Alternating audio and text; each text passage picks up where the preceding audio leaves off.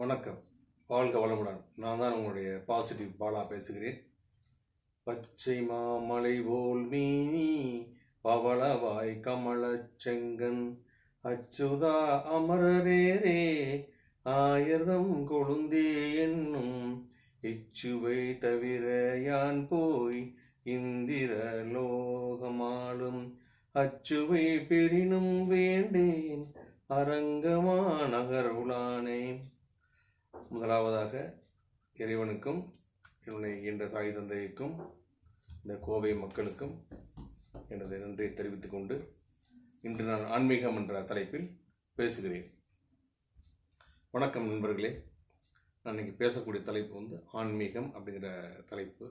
ஆன்மீகம் அப்படிங்கிற விஷயம் பார்த்தீங்கன்னா ஒவ்வொருத்தருடைய வாழ்க்கையிலும் ஒரு பிணைந்த ஒரு நிகழ்வாகும். ஒரு காரியத்திலே வெற்றி பெற வேண்டுமென்றால் ஒரு சிறிய காரியமாக இருந்தால் சிறிது நேரமும், அந்த ஆண்டவனுடைய வைக்கக்கூடிய கோரிக்கை மிகப்பெரிய ஒரு கோரிக்கையாக இருந்தால் நீண்ட நேரமும் பிரார்த்தனை செய்ய வேண்டும். உங்களுடைய கோரிக்கையினுடைய அளவு எந்த அளவுக்கு பெரியதாக இருக்கிறதோ அந்த அளவுக்கு உங்களுடைய பிரார்த்தனையும் தியானமும் நீண்ட நேரம் ஆழமானதாகவும் உண்மையானதாகவும் மெய்யானதாகவும் இருக்க வேண்டும். அவ்வாறு இருக்கின்ற பொழுது தாங்கள் நினைத்த காரியம் நிச்சயமாக வெற்றி பெறும் என்பது ஒரு திண்ணமான ஒரு விஷயமாகும். இன்றைய ஆன்மீக தகவலில் நான் எடுத்துக்கொண்ட விஷயம் காஞ்சிபுரத்தில் வாழ்ந்த கடவுள் பரமாச்சாரியார் மகா பெரியவர் சங்கராச்சாரியாரை பற்றி தான் இன்று உங்களுக்கு சில தகவல்களை கூற விரும்புகிறேன். மற்றவர்களெல்லாம் அவரை மகா பெரியவர், மகா பெரியவாள், மகா ஞானி, யோகி, மகா ரிஷி என்றெல்லாம் சொல்லுகிறார். நான் அவரை கடவுள் என்று தான் சொல்வேன். 19ஆம் நூற்றாண்டில் வாழ்ந்த ஒரு கடவுள், நாம் வாழ்ந்த காலத்தில் வாழ்ந்த ஒரு கடவுள். அவர் கடவுள் என்று சொல்கின்ற பொழுது அதற்கு மேல் எந்த வார்த்தைகளையுமே நம்ம சொல்ல வேண்டிய அவசியமே இல்லை. ஆகவேதான் நமது காலத்தில் வாழ்ந்த கடவுள் என்று நான் சொல்கிறேன்.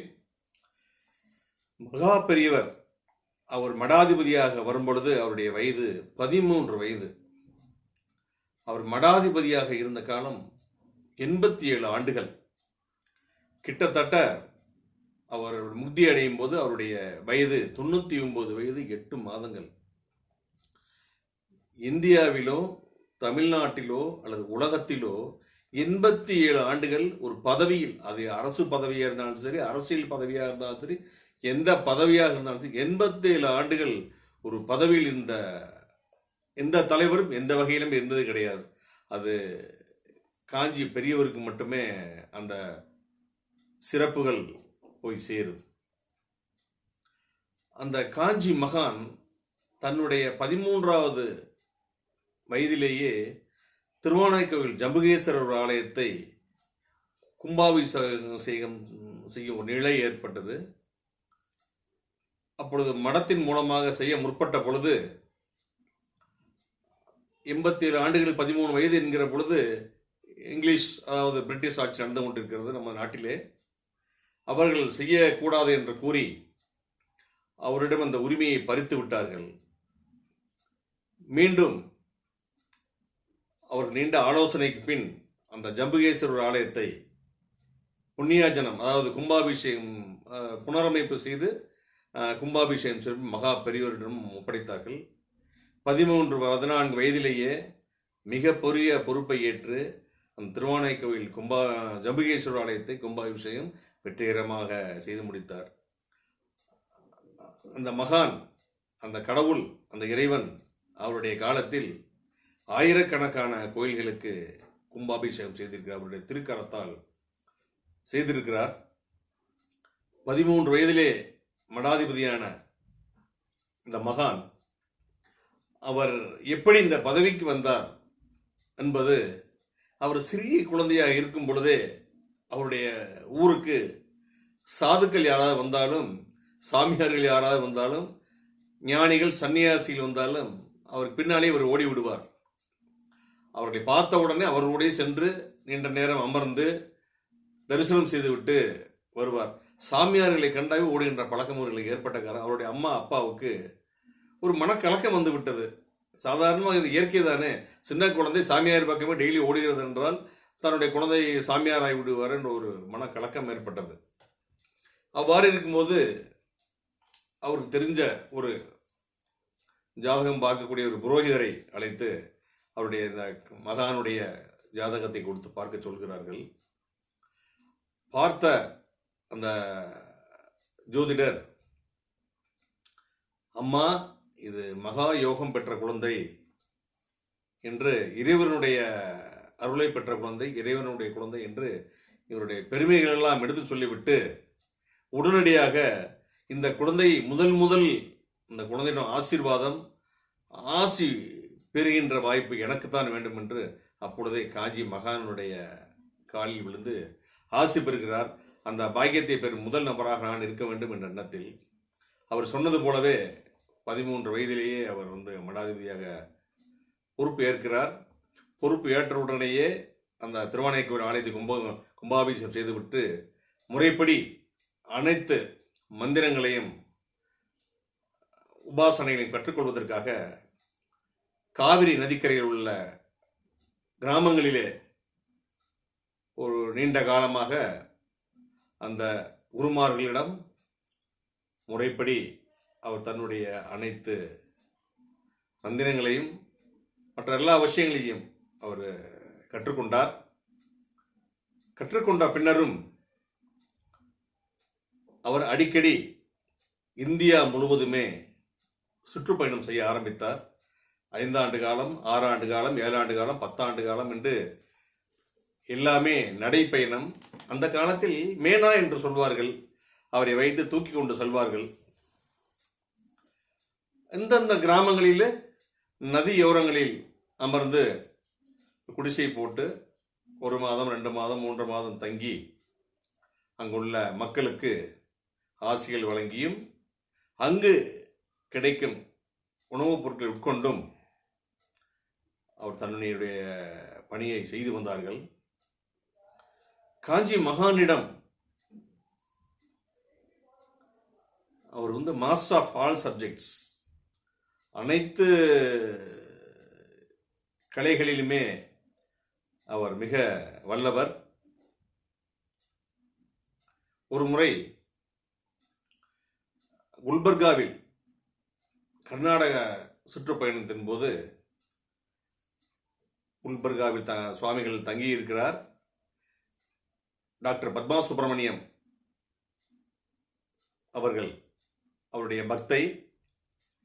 அவர் அடிக்கடி வெளியூரிலேயே நடன நாட்டிய நிகழ்ச்சியில் பங்கேற்று அந்த நிகழ்வு இல்லாத காலங்களில் பெரியவரை சந்திப்பது வழக்கமாக கொண்டிருந்தார்கள்.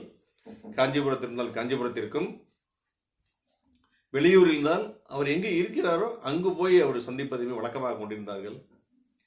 அவ்வாறு ஒரு முறை அவர் செல்லும் பொழுது குல்பர்கா,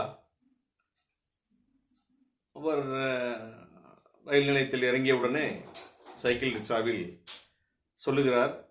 சைக்கிள் ரிக்ஷா ஒரு முஸ்லீம் தொழிலாளி அந்த சைக்கிள் ரிக்ஷாவை ஓட்டி கொண்டு செல்கிறார்.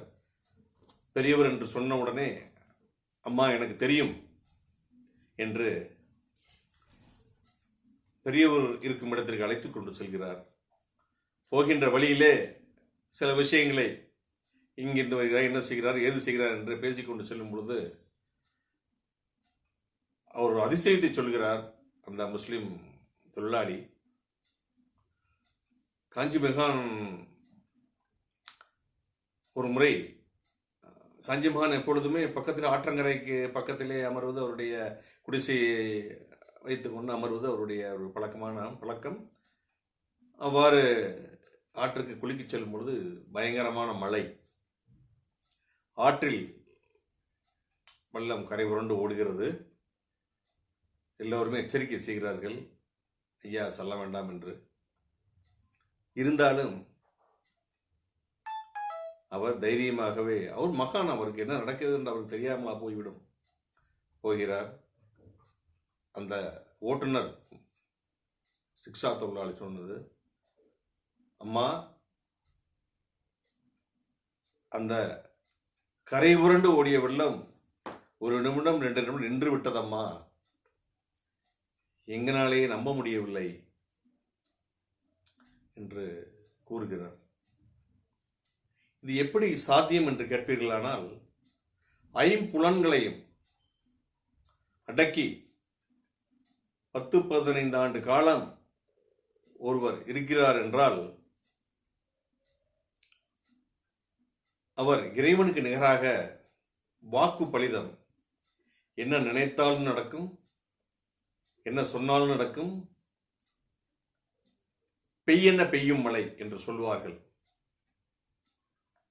அது மாதிரி அவருக்கு அது ஒரு மகா சக்தி வந்துவிடும்.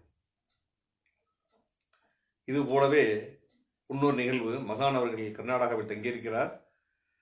அவருக்கு தினந்தோறும் ஒரு பால்காரர் சுவாமிகள் இருக்கும் காலம் வரை சில சமயம் 3 மாதங்களும் கேம்ப் எடுத்து விடுவார்கள். பால் கொண்டு வந்து விட்டுக்கிறார். நாட்கள் கடந்து கொண்டிருக்கிறது.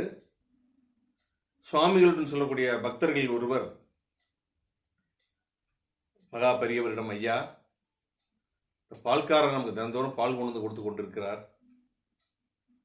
அவருடைய மனைவி கேன்சரால் பாதிக்கப்பட்டு மருத்துவர்கள் கைவிடப்பட்டு உயிர் போகும் தருவாயில் இருக்கிறார். எத்தனையோ பேருக்கு எவ்வளவோ செய்யும் தாங்கள் இந்த பால்காரருக்கு ஏதாவது செய்யக்கூடாதா, தங்களுடைய கருணையை காட்டக்கூடாதா என்று கேட்கிறார். சுவாமிகள் தலையை மட்டும் மாட்டிக்கொள்கிறார். ஒன்றும் பதில் சொல்லவில்லை. கிட்டத்தட்ட மருத்துவரால் கைவிடப்பட்டு அந்த பெண்மணி, டாக்டர் சொல்லிவிட்டார்கள், இந்த அம்மாவுக்கு என்ன பிடிக்கிறதோ அதை கொடுக்குறீங்க, கொஞ்சம் காலம் தான் வாழப் போகிறார், என்ன பிடிக்கிறதோ அதை கொடுங்கள் என்று சொல்லிவிட்டார். பால்காரரும் நாட்களை எண்ணிக்கொண்டிருக்கும் தன்னுடைய மனைவிக்கு அவருக்கு என்ன பிடித்தமானதோ வாங்கி கொடுக்கிறார். அந்த அம்மாவுக்கு மிளகாய் அதிகமாக பிடிக்குமாம் சாப்பிடுவதற்கு. பச்சை மிளகாயை சிலர் சாப்பிடும் பழக்கம் இருக்கிறது, இப்போ கூட இருக்கிறது, கொடுத்து கொண்டிருக்கிறார். நாட்கள் கடந்து கொண்டிருக்கிறது. திடீரென்று ஒரு நாள் பால்காரர் மகா பெரியவரின் காலில் விழுந்து, ஐயா, என்னுடைய மனைவிக்கு முழுவதுமாக குணமாகி விட்டது என்று கூறுகிறார். பக்கத்தில் இருந்த பக்தர்கள் ஒரே ஆச்சரியம். கடந்த வாரம் அதுக்கு முன்னதாக ஒரு வாரத்துக்கு மருத்துவரை சந்திக்க செல்கின்ற பொழுது மருத்துவர் பரிசோதனை செய்துவிட்டு, இந்த உங்களுடைய மனைவியின் உடலில் எந்த பிரச்சனைகளும் இல்லையே, இது எப்படி சாத்தியமானது, it is a medical miracle, மருத்துவ ஒரு ஆச்சரியமான விஷயம் என்று சொல்லி இருக்கிறார். அதற்கு அப்புறம் தான் அந்த பால்காரருக்கு புரிந்தது இந்த மகானுடைய ஒரு அருள் என்று. ஸோ காஞ்சி அந்த மகான் எல்லோருக்கும் எல்லாவற்றையும் வழங்கக்கூடியவர். ஒரு முறை மகான் அவர்கள் காஞ்சிபுரத்தில் பக்தர்களுக்கு ஆசி வழங்கி கொண்டிருக்கிறார். ஒரு பெண்மணி வருகிறார். ரொம்ப டிப்டாப்பாக வருகிறார். மகானிடம் எல்லோரும் தன்னுடைய கோரிக்கையை சொல்வது போல சொல்கிறார். ஒரு முறைப்பு மகான் அவர்கள் ஒரு முறைத்து பார்க்கிறார். பக்கத்தில் அவருடன் இருக்கும் பக்தர்களுக்கு ஒரு ஆச்சரியம், மகான் ஒரு பொழுதும் இப்படி பார்த்ததில்லையே என்று. அந்த பெண்மணி தரிசனம் செய்துவிட்டு சென்றது பின் சொல்கிறார், இவா 5 ரூபா வட்டி 10 ரூபா வட்டி வாங்குறா, எல்லாரும் சபிப்பாங்கல்ல, அவளுக்கு என்னுடைய ஆசி கிடையாது, எத்தனையோ ஏழைகளின் வயிற்றில் நடிக்கின்ற காரணத்தால் இந்த ஆசை அவளுக்கு கிடையாது என்று சொல்கிறார். இருந்தவர்களுக்கு ஆச்சரியம். இதுபோல வருகிறவர்களுடைய ஒவ்வொருடைய விஷயங்களையும் இந்த மகான் அறிந்து யாருக்கு என்ன வேண்டுமோ, எதை எப்பொழுது கொடுக்க வேண்டுமோ என்று அருள்பாலித்து வருகிறார். இன்னொரு பெண்மணி வருகிறார். ஐயா, நீண்ட காலமாக என்னுடைய குடும்பத்தில் இவ்வளவு பிரச்சனைகள் இருக்கிறது, எந்தோறும் 2 மணி நேரம் 3 மணி நேரம் 4 மணி நேரம் மந்திரங்களை ஜெபிக்கிறேனே, ஆனால் ஆண்டவன் எனக்கு ஒரு கருணை காட்டவில்லையே அப்படின்று இந்த மகானிடம் சொல்லுகிறார். மகானும் காதில் கேட்டுக்கொண்டு விஷயங்களை கேட்கிறார். அந்த பெண்மணி சென்று விடுகிறார். பக்கத்தில் இருப்பவர்களுக்கு மகான் அருள் பாலிக்கும் விதம் தெரியும். அவருடைய முகச்சாயலை வைத்துக்கொண்டு கண்டுபிடித்து விடுவார்கள். அப்பொழுது பக்கத்தில் உள்ளவரும் சொல்கிறார், மகான் சொல்லுகிறார், இந்த அம்மா 2 மணி நேரம் 3 மந்திரங்கள் படிப்பார், இடையிலேயே ஃபேன் சுவிட்சை ஆஃப் செய்யும், குக்கர் சவுண்டு வருகிறது என்பார், குழந்தைகள் அவளை கூட்டிக் கொண்டு வா, அவளை கூட்டிக் கொண்டு வா என்று அட்டென்ஷன் டைவர்ஷன் ஆகிவிடும். இந்த மாதிரி பெண்மணிக்கு ஆண்டவன் எப்படி கருணை காட்டுவார்? ஸோ ஆண்டவனை நாம் வழிபடுவது என்றால், மந்திரங்களை ஜெபிப்பது என்றால், உள்ளார்ந்த ஒரு சக்தியுடன் மனதார அந்த ஆண்டவனை வழிபட்டால் மட்டுமே ஆண்டவன் நமக்கு நல்ல காரியங்களை செய்வார். இன்னொரு பெண்மணி வருகிறார். ஒரே அழுகை. இந்த மாதிரி எனக்கு இவ்வளவு குடும்பத்தில் இவ்வளவு பிரச்சனைகள் இருக்கிறதே, எனக்கு ஏன் இந்த சோதனை என்று கூறுகிறார். மகான் என்ன சொல்கிறார்? அம்மா, மருத்துவமனைக்கு போகிறோம், மருத்துவரை பார்ப்பதற்காக உட்கார்ந்து இருக்கிறோம். திடீரென்று ஒரு ஆக்சிடென்ட் கேஸ் வருகிறது. ஆம்புலன்ஸில் இறக்குகிறார்கள். எல்லோரும் அந்த அவசர கேஸை பார்ப்பது தான் செல்வார்கள். வரிசையில் அமர்ந்திருப்பவர்கள் முக்கியத்துவம் கொடுக்க மாட்டார்கள். ஏன்னால் ஆக்சிடென்ட் கேஸ் உயிருக்காக போராடி கொண்டிருக்கிறது. அது மாதிரி தான் நீங்கள் இறைவனை வழிபடும் பொழுது யாருக்கு முதலில் செய்ய வேண்டுமோ, யாருக்கு அவசரமான காரியங்களோ அவர்களுக்கு இறைவன் வழிகாட்டுகிறார். மற்றவர்களுக்கு வரிசைப்படி யாருக்கு எப்பொழுது எதை செய்ய வேண்டும், முன்னதாக செய்வோர் முன்னதாகவும் பின்னதாக செய்வோர் பின்னதாகவும் இந்த ஆண்டவன் அருள்பாலிக்கிறார். பிரார்த்தனை எவ்வளவு சக்தி வாய்ந்தது என்பதற்கு ஒரு மிகப்பெரிய ஒரு உதாரணம். இந்த பிரார்த்தனையுடைய சக்தி எத்தகையது? அமெரிக்காவிலே இந்த நூற்றாண்டிலே நடந்த ஒரு நிகழ்ச்சி. அந்த மருத்துவர் கேன்சருக்கு மருந்து கண்டுபிடித்தவர், அமெரிக்காவை சேர்ந்தவர். அந்த மருந்து கண்டுபிடித்ததற்கு அரசாங்கம் அவரை பாராட்டி பல்வேறு நிகழ்ச்சிகள் நடத்தி இருக்கிறது. அமெரிக்காவிலே அவர் இருக்கும் ஒரு இடத்திலிருந்து இன்னொரு மாகாணத்தில் ஒரு பல்கலைக்கழகத்தில் அவருக்கு பாராட்டு விழா நடக்க இருக்கிறது.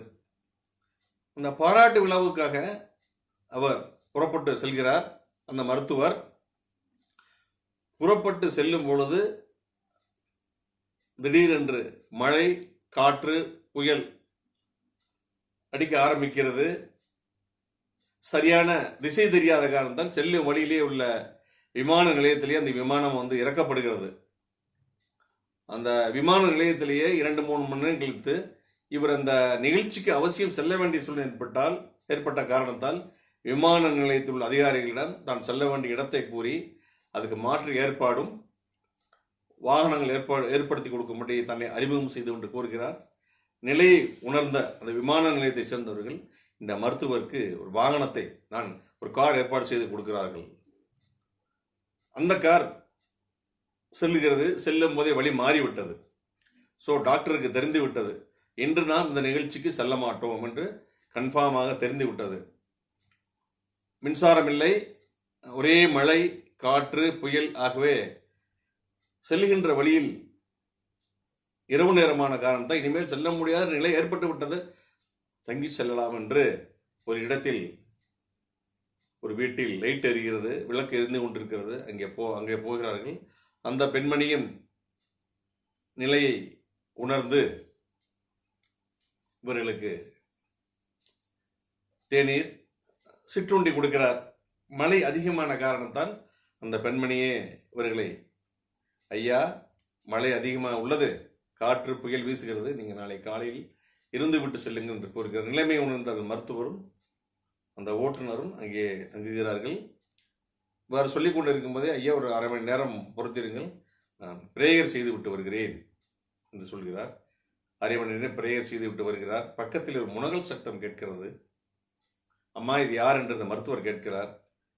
அவருடைய மகன் தான் நீண்ட காலமாக கேன்சருக்காக போராடி கொண்டிருக்கிறார். அதிகமாக இவருடைய பெயரைத்தான் ஏற்கனவே உள்ள மருத்துவமனையில் ரெக்கமெண்ட் செய்திருக்கிறார்கள். இந்த மருத்துவர் யார், எங்கே இருக்கிறார் என்று தெரியாது. எவ்வளவு செலவாகும் என்று கேட்கிறார்கள். செலவு அதிகமாகின்ற காரணத்தால் அந்த பணத்தை ஏற்பாடு செய்து கொண்டு இந்த மருத்துவரை சந்திக்கலாம் என்று காத்து கொண்டிருக்கிறார். பிரார்த்தனை எவ்வளவு சக்தி வாய்ந்தது என்பதற்கு இவர் எந்த மருத்துவரை தேடிக்கொண்டிருக்கிறாரோ அதே மருத்துவரை இங்கே வந்து, அம்மா அந்த மருத்துவர் நான் தான் அம்மா என்று கூறி சிகிச்சைக்காக தன்னுடைய சொந்த செலவிலேயே மறுநாள் இவர் அந்த பெண்மணியை அவர் மகனையும் தன்னுடைய மருத்துவமனைக்கு அழைத்து சென்று சிகிச்சை கொடுக்கிறார். சிகிச்சை முடிந்த அந்த குடும்பம் சந்தோஷமாக இருக்கிறது. இந்த விஷயத்தை நான் ஏன் சொல்கிறேன் என்றால், பிரார்த்தனை எவ்வளவு வலிமை வாய்ந்தது. அந்த மருத்துவர் எங்கேயும் செல்ல வேண்டியவர் செல்லாமல் அவர் இருந்த இடத்திற்கே அழைத்து வந்து எந்த மருத்துவரை சந்திக்க வேண்டும் என்று நினைத்தார்களோ அதே மருத்துவர் அவருடைய இடத்திற்கே தேடி வந்து சிகிச்சை கொடுத்தார். ஸோ பிரார்த்தனை என்பது அவ்வளோ ஒரு சக்தி வாய்ந்தது. மனதார உளமாற ஆண்டவனை நாம் வேண்டினால் நிச்சயமாக நம்மளுடைய அனைத்து காரியங்களுமே வெற்றி அடையும். மகா பெரியவர் 17 லாங்குவேஜ் அவருக்கு தெரியும். உலக மொழிகளிலே 17 மொழிகள் தெரியும். அதில் 7 மொழி வந்து இன்டர்நேஷனல் லாங்குவேஜ் அவருக்கு தெரியும். He is master of all subject. இவர் சந்திக்காத தலைவர்களே கிடையாது. 87 ஆண்டு காலம் பட்டத்தில் இருந்திருக்கிறார். சாகும் 100 வயது 99 வயது 8 மாதங்கள் இருந்திருக்கிறார். ஸோ 87 இயர்ஸ் 13 வயசில் வந்தார். இவர் உலக தலைவர்களை சந்திக்காத நபர்களே கிடையாது. மகாத்மா காந்தியிலிருந்து ஜவஹர்லால் நேரு, வல்லபாய் பட்டேலிருந்து ஆச்சாரியா கிருபலானி அனைவருமே அவர் சந்தித்திருக்கிறார். ஒரு முறை ஒரு வெளிநாட்டிலிருந்து ஒரு மாணவர் வருகிறார். அவருடைய கேள்வி என்னவென்றால், மனிதனாய் பிறந்தால் என்ன பயன், அவர் என்ன செய்ய வேண்டும் அப்படிங்கிற ஒரு கேள்விதான் அவருக்கு. அவர் நிறைய ஸ்பிரிச்சுவல் லீடரை உலகம் பூராமே அவர் மீட் பண்ணிட்டார். எல்லாத்தையுமே மீட் பண்ணிட்டு கடைசியாக இந்தியா வர்றார். இங்கே உள்ள ஸ்பிரிச்சுவல் லீடரையும் அவர் மீட் பண்ணுறார். மீட் பண்ணிட்டு மகா பெரியவரை கேள்விப்பட்டு மகா பெரியவரை சந்திக்கிறதுக்காக அவர் வர்றாரு. வர்றப்ப மகா பெரியவர்கிட்ட சொல்கிறாங்க, அவரே மகா பெரியவருக்கு ஆங்கிலத்திலேருந்து அனைத்து மொழி 17 மொழிகள் தெரியும், 7 வெளிநாட்டு மொழிகளும் தெரியும். ஆகவே அந்த மாணவரிடம் கேட்கிற மாணவர் சொல்கிறார், இந்த மாதிரி நான் வந்து இந்த கண்ட்ரிலேருந்து வர்றேன், எனக்கு மனிதனாய் பிறந்தால் என்ன பயன், அவர் என்ன செய்ய வேண்டும், ஒரு மனிதனாய் பிறந்தால் என்ன செய்ய வேண்டும் என்று நான் உலகத்தில் எல்லா ஸ்பிரிச்சுவல் லீடரையும் மீட் பண்ணிட்டேன், எனக்கு சரியாக விட கிடைக்கல, உங்ககிட்ட வந்திருக்கேன் அப்படின்னாரு. எல்லாத்தையும் மீட் பண்ணிட்டீங்களா, என்ன நான் என்ன சொல்ல போகிறேன் அப்படிங்கிறாரு. இல்லை, உங்களிடம் நான் பதிலை எதிர்பார்க்கிறேன்னு சொல்கிறாரு. பக்கத்தில் இருக்க பண்டிதர்கள் அப்புறம் அந்த மடத்தில் உள்ள மகான்கள்லாம் இருக்காங்க, அவர்களை சொல்கிறாங்க. ஐயோ அவங்களுக்கு தெரியல, உங்களைத்தான் கேட்டிருக்கிறா, நீங்களே பதில் சொல்லுங்கிறாங்க. ஏன்னா அவர் வந்து பதில் சொன்னார்னா அவங்க பதிலை வச்சு ஒரு 10 மீட்டிங்கில் பேசலாம்ல.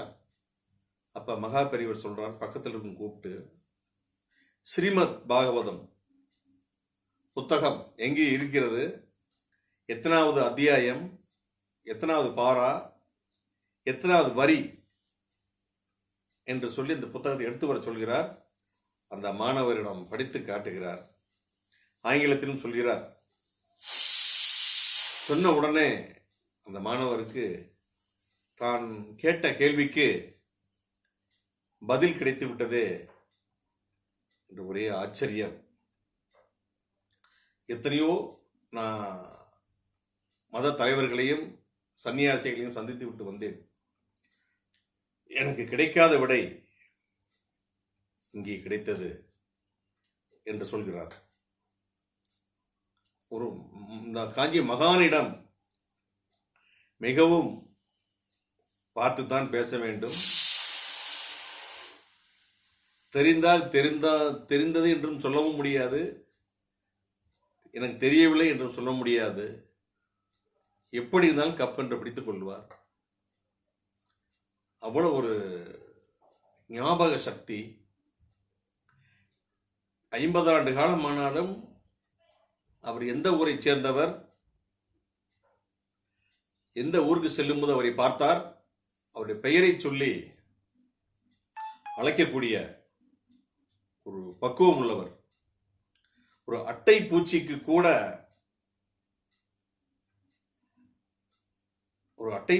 கூட துரோகம் செய்ய நினைக்காதவர். ஒரு முறை ஆற்றிலே குளித்துக் கொண்டிருக்கிறார், பக்தர்களும் குளித்துக் கொண்டிருக்கிறார்கள்.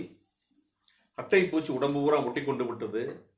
எல்லோருக்கும் அதே பிரச்சனை, ஐயோ அம்மா கதறுகிறார்கள். சுவாமிகளுக்கும் அதேதான். அட்டைப்பூச்சி பித்தெடுப்பது, அட்டைப்பூச்சி அப்படியே பிச்சுக்க உடம்பெல்லாம். வருகிறார்கள், வேண்டாம், அது எங்கேயே போய் உணவு சாப்பிடும், நம்மளுடைய ரத்தம் தானே அதுக்கு உணவு என்று சொல்லி ஒரு அட்டைப்பூச்சி கூட துரோகம் நினைக்காத ஒரு மிகப்பெரிய மகான். ஒரு சன்னியாசி எப்படி வாழ வேண்டும் என்பதற்கு இந்த உலகத்திலே ஒரு மிகப்பெரிய எடுத்துக்காட்டு. தன்னுடைய வாழ்நாள் பூராமே நடந்தே சென்றுதான், எவ்வளவு தூரம் இருந்தாலும் அவர் நடந்து செல்வதே அவருடைய பழக்கமாக இருந்தது. இன்று இந்த காஞ்சி மடத்தினுடைய நிர்வாகத்திலே ஏகப்பட்ட கல்வி நிறுவனங்கள் செயல்பட்டு வருகின்றன.